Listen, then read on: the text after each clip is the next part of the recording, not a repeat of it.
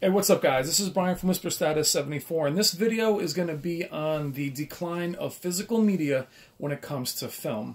It's something that I'm very passionate about, and it's something that I am also responsible for in my own small world and in my own small way. And I want to give you my opinion on it and why it's declined for me.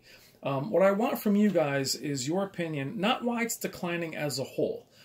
We all know the numbers, we all know why, and we'll go through that in this video.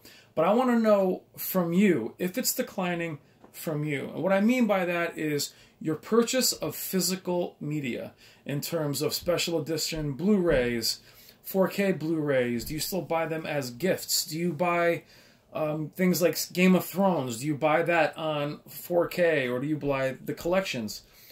Or do you stream everything? Now, that's what I'm looking for in this video. I don't care if only a few people see it. Sometimes those are my favorite videos, is when only a few of you guys comment and we get a discussion going on it. This is only my opinion, and my opinion based on what's happening in my own home and my own habits. So this video will be all over the place. It will be in 1080p, as due to copyright, I can't show you any films, let alone films in motion in 4K. We'll show some different stills, but I'd rather have it be in 1080p to have it a little bit longer. So what I'm going to start off with quickly is give you my history into the home theater adventure and my love for home theater. I'm 44 years old. I was introduced into home theater by my uncle, Bob, who is only a few years older than me, which is ironic, but he introduced me to home theater. Many, many years back, he was ahead of his time, where he used to actually tape with a tape recorder on regular tapes. He would tape Flash Gordon, the James Bond. He would tape just the audio off of the TV and be able to listen to it back on his tape recorder, which is actually genius if you think about it, because this was long before VHS or beta or anything like that. And then he would make labels, and he definitely should have been in the movie business. But he gave me that love for it. And since then, it was always about getting, you know, the better TV. And the better TV for me, my very first was a Sony Trinitron 32-inch. And he also turned me on to letterbox instead of pan and scan, meaning even on VHS, hi-fi, four-head VCRs, I was getting the letterbox, which would be about 7 inches of, you know, screen showing the movie, and the rest of it being black bars that were covering the entire screen.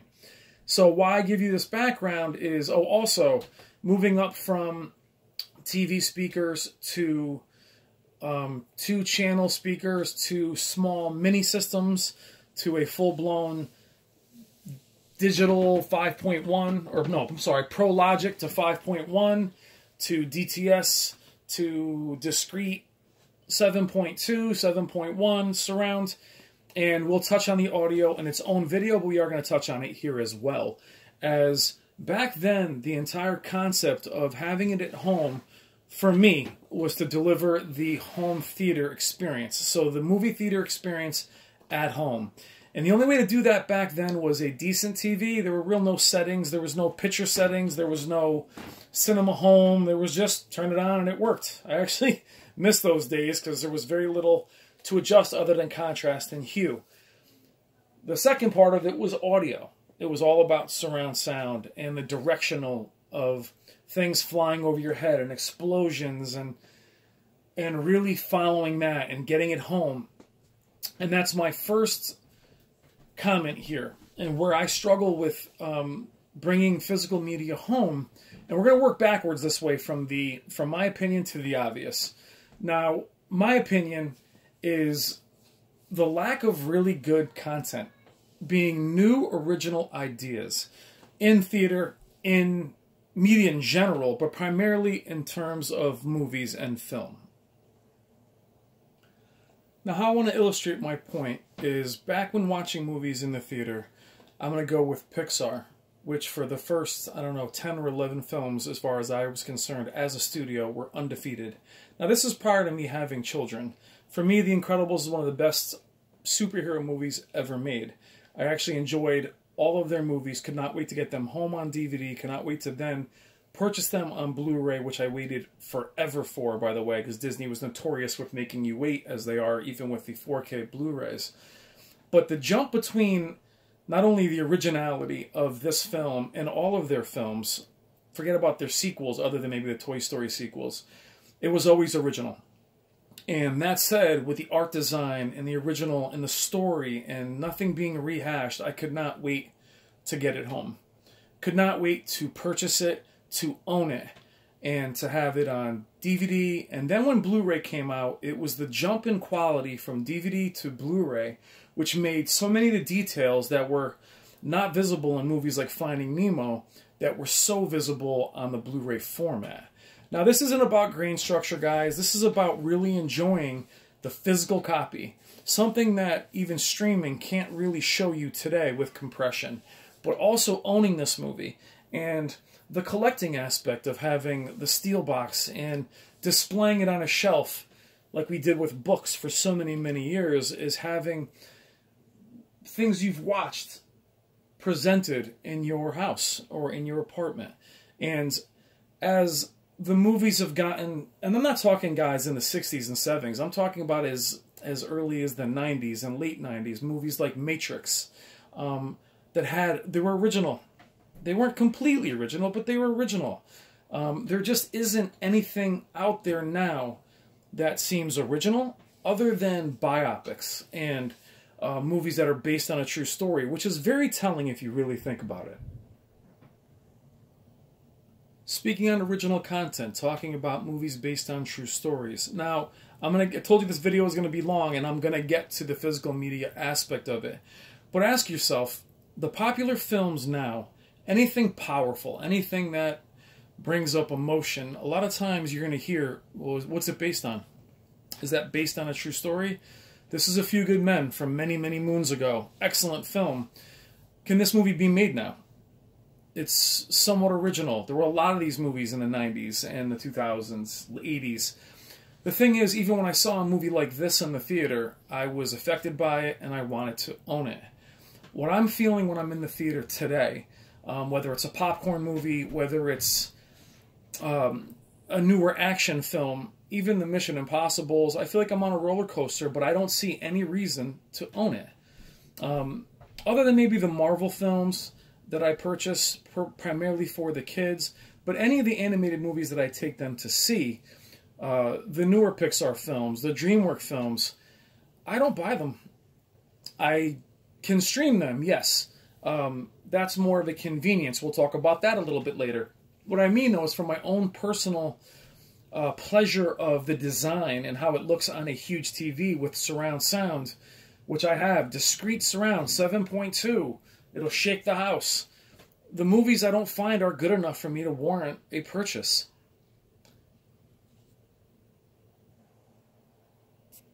Now, in theory, something like Scarface is not original. It was a remake of a very, very old film, but had its own complete original spin on it. But how many of you guys from the 80s and 90s own this movie on its 2-tape collector's edition, then it's DVD, and then it's, let's see, do I have it here? It's Steelbook Scarface edition, if you can see that. Tin can, love it. The point is, with each release, I couldn't wait to own the next one. And I certainly and most definitely don't feel that way now. And I will actually illustrate my point with a newer film. Pacific Rim was released a few years ago, and the trailer had monsters, robots, pretty actors, and it was from Guillermo del Toro of Hellboy fame, as well as many other films, and Pan's Labyrinth. The movie should have done well, especially with those of us that are into that type of thing. Us, you know, sci-fi nerds were really into that kind of thing. And I remember as I was watching the trailer, it looked good to me. But I remember hearing from so many people that I knew, what is it based on? Was it an anime? Is it a cartoon? Is it a Japanese animation? What's it based on? And I remember saying, well, it's original IP. It's not based on anything.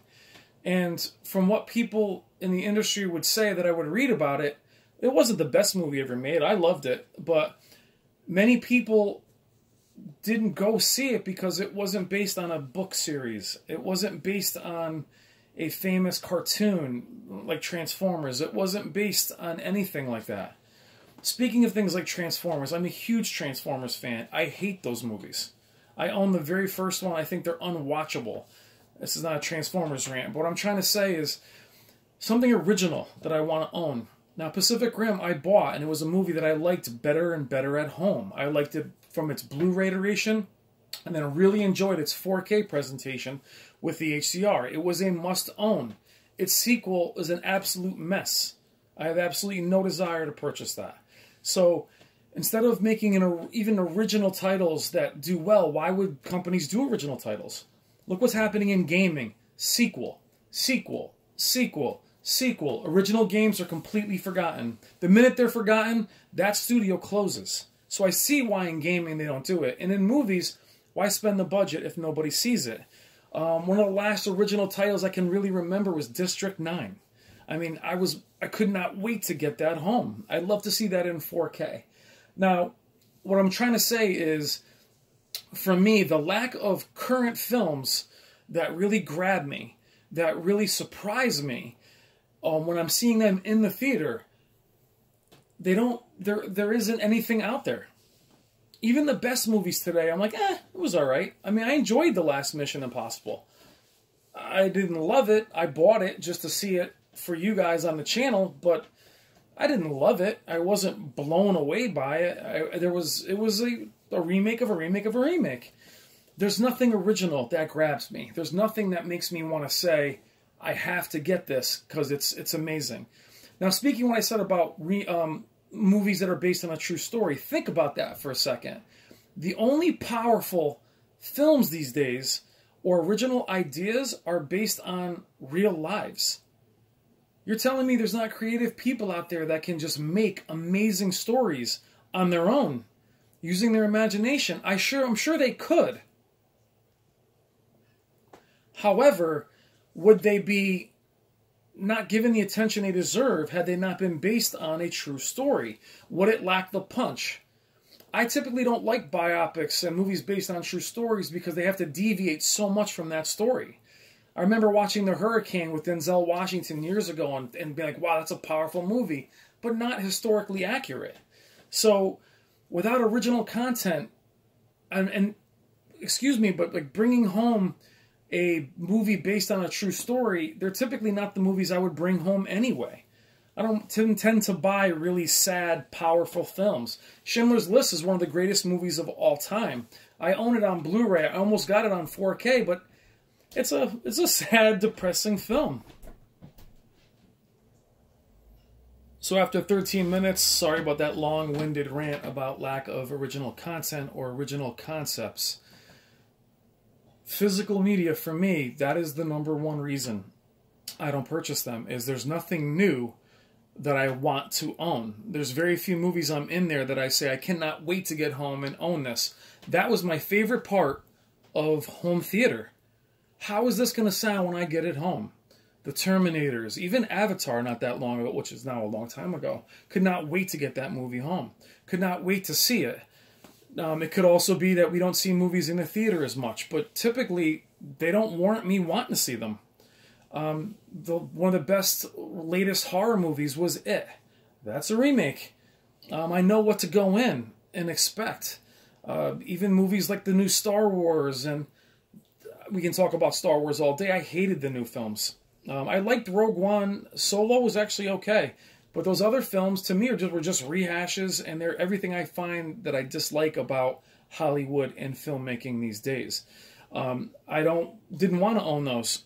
When back in the day, I owned Empire Strikes Back 7 different times, which leads me into the next topic for me, which is double dipping. This is Jaws. All of you know Jaws. Jaws was the first movie I ever saw in the theater. My dad brought me as an infant at 1 year old, back when you could smoke in the theaters. Not appropriate. One of the greatest or scariest films of all time. Jaws is my favorite film of all time. To me, it's the perfect film.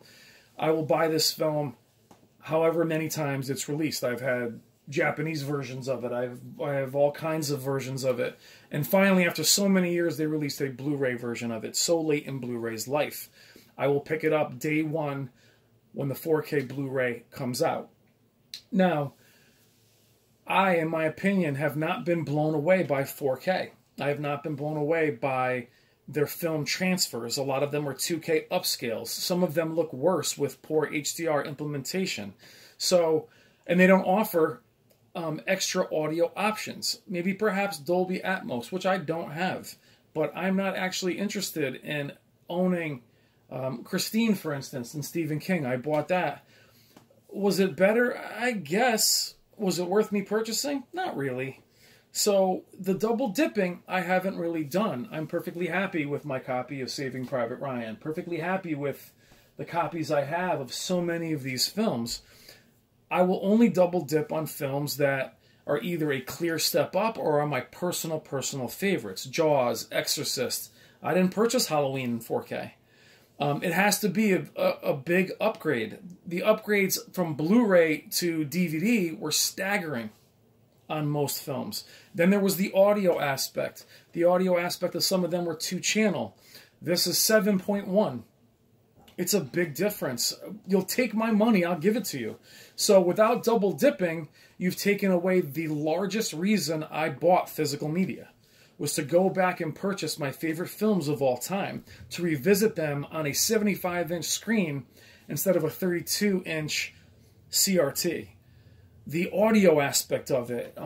But if you're going to try and sell me this movie again, well, not this one, but the others, for $40 and offer no extras, no commentary, no extra scenes, nothing, and expect me to pay for it, I'm not going to. And I haven't. And I won't. And I was one of the very last people in my own little world that bought physical movies almost every week, guys. I liked going to Best Buy. And then started purchasing them on Amazon like everybody else, because the prices were just so reasonable and they ran specials. And so, number 2 for me is double dipping. Am I going to purchase a 4K version of The Godfather? Probably not. Only because I know how grainy that film is and doesn't look great on such a large screen. But and maybe something like Godfather. I would maybe purchase Scarface on 4K. But if I read that it's not a noticeable upgrade, I won't be purchasing it. Now, thirdly, for me, is viewing habits. Honestly, I am married. I have kids. I have a dedicated home theater room. The kids and the wife don't watch movies down here. They don't want me to blast it. Surround sound is not really something anyone cares about anymore in the day of sound bars. And our viewing habits.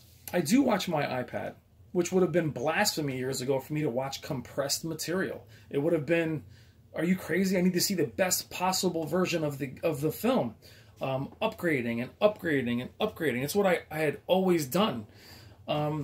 These things, iPads, phones, on a Samsung or an Apple or on an iPad, it does look HD, even if it's not, because of the pixel, the size of the screen and pixel density. It doesn't have to be on a big screen. It doesn't really matter how it looks. What's funny, if you watch your iPad, you'll actually see blooming into the black bars. You'll see gray black bars. I don't care if I'm watching it, because I'm watching it in bed. So then the thirdly for me is the convenience and viewing habits. Things are streamed. I also say to myself when I go to pick up a 4K version of Saving Private Ryan, hey, when's the last time I really watched that movie? I am more conscious of my time and saying, you know what, am I really going to pick, how many times do I really watch Halloween? You know, how many times? Lord of the Rings, talk about, you know, the last, for me, original films that I picked up on DVD. I picked up this, this book one here. If you guys remember this one, if you guys can actually see that, you probably can't because it's dark. I picked that one up. I had the extended ones that were books. Shows like The Wire. Things like that. I did have the collection, the DVD, HBO DVD collection, which someone I know who was in packaging said that kept the packaging industry alive forever, was the shows on DVD. So I really don't. They're cumbersome. And the quality wasn't great. So I'd rather watch that on HBO Go or HBO Now or stream it. So then there's the convenience mixed with your viewing habits, mixed with the quality. I don't mind watching Kung Fu Panda 4 with my kid. It's fine. I like the first one. They got worse and worse and worse. Train Your Dragon. Love that one. I have that one on Blu-ray. I'm not going to buy the third one. Other than the Marvel movies, and even some of them, I stream now. I didn't buy Thor Ragnarok. I didn't absolutely love it. I thought it was pretty good. It was pretty funny. A little too funny. I have the Marvel Avengers ones on 4K. I didn't purchase the other ones on 4K. Black Panther, love that. Purchased it on 4K. It was alright. The audio, not good. So you see what I'm saying is I'm starting to shrug my shoulders, and I'm passionate about it. And it's not even the money. You spend thousands on GPUs and Blu-ray players and TVs. Spending $30 on a movie, if it has value, is nothing. And I still don't want to do it. Now, focusing more on streaming, which was obviously the biggest decline of physical media, is mixed in with lifestyle and convenience. Back in the day, I remember sitting with girlfriends and even my wife recently, and you would have to kind of compromise on what you were going to watch. Yeah, I'll watch that. Yeah, I'll watch this. Now we really kind of watch what we want to watch on our separate devices. That doesn't bode well for a house full of TVs and a projector. They don't get used nearly as much because the kids rather watch what they want to watch. Family movie night isn't a thing as much as it used to be. Why should I have to compromise? I'll watch a documentary while she's watching the BBC, which she loves, by the way. Anything English, for all you English fans out there. She'll watch something there, I'll watch something on my iPad, and that has just been the convenience. I remember getting out of work back in the day at night, coming home, popping in a movie, getting my food ready, sitting down, eating, and watching a movie. I never flipped channels. I was watching a movie. I would play it. Now, that's too much work. I'll walk in and grab the 12-inch iPad, which is awesome, walk around the house with that, eat in the kitchen, carry it up to bed, go to sleep, and that's it. Instead of powering off all my different devices. And that's where the AV, the receiver, the player, the disc, all that stuff becomes cumbersome to most people. They don't want a bunch of discs. If you're like me, you have closets full of movies and these big CD, DVD bags that are just getting scratched up that nobody cares about. I have closets full of that stuff. I've not even gotten rid of them. Most people in their houses now don't want that. They don't want that clutter. They don't want to have to go through a bunch of discs and blow it off and clean it. They rather just go to here, play it, and watch it.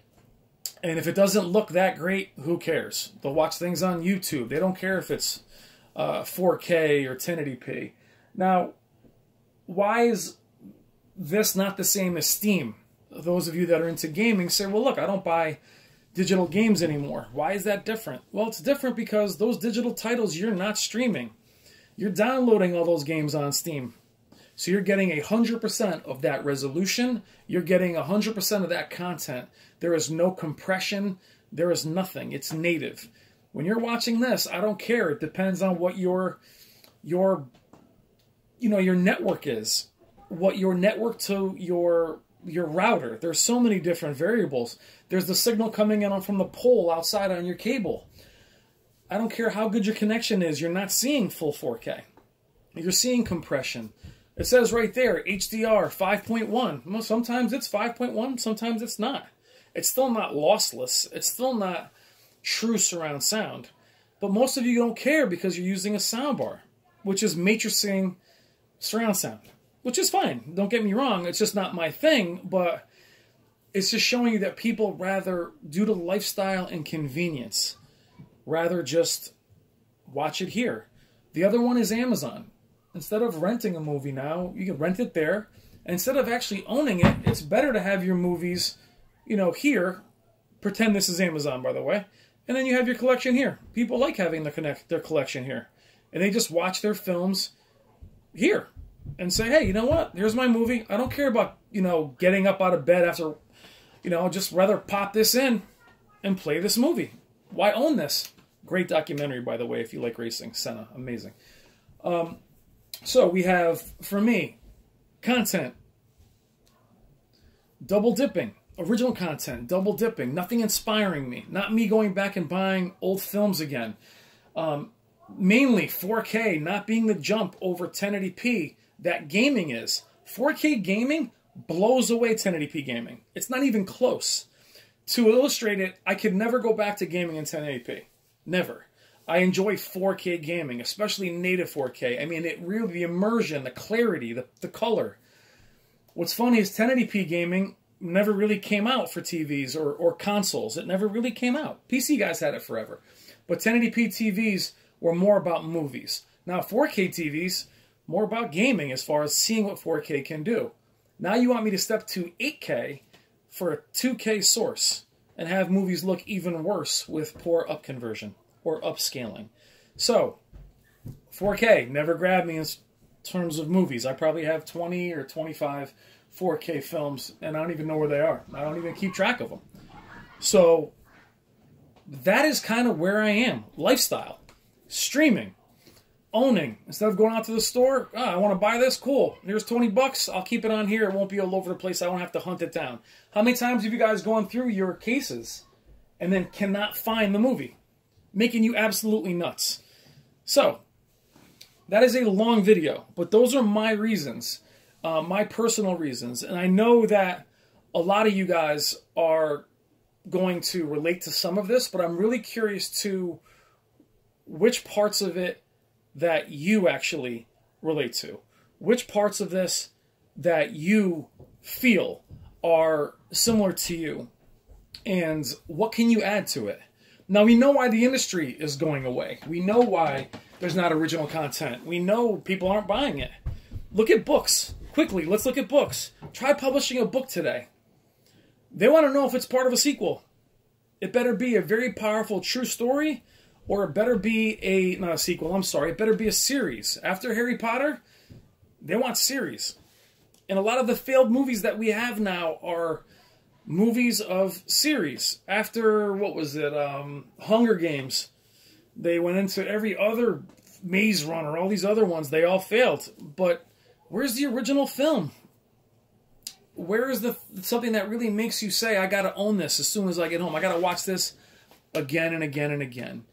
And that's where my biggest one is, but we talked about the other ones. Streaming, lifestyle, convenience. You can't bring the movies with you unless you download them on Vudu. That's still, forget it, I'll just watch it on my iPad. So even I have gone into streaming. But make no mistake, streaming is not nearly as good as uncompressed physical media. But I promise you that most of you that stumble upon this will not notice the difference. A lot of us watching this video notice the difference, but is it worth it to spend $40 to you? Is it worth buying the same movies over and over? Anyway, thank you for being patient and listening. Those are my points on physical media, why I think it's disappearing in my own mind, why it's disappearing in my own home. I thank you for your patience. I thank you for just being somebody I can talk to on the channel. I appreciate the community so much. You guys are friends to me. So I don't care if it's the same group that I always talk to. If I don't respond to your comments, as long as they're positive, I don't care if you disagree with me. Keep the comments positive. I promise you I will respond. If I don't respond, that means I missed it. Resubmit your question. But I do value each and every comment and each and every view. And videos like this, where my passion is in it, my opinion is really in it, I don't care if 50 people watch it. I don't need these videos to have 30,000 views. I have some videos that do, and I like these. I'm not looking to make a career here, guys. We're just all hanging out talking about what we're passionate about, and I want you to get your say. And I encourage each of you to start your own channels. I'll actually tell you how and help you, but that's my thoughts on it. Again, thank you so much for listening, and this is the longest video I've ever made, so I'm sorry, but these are my thoughts. Thank you as always. Take care, guys.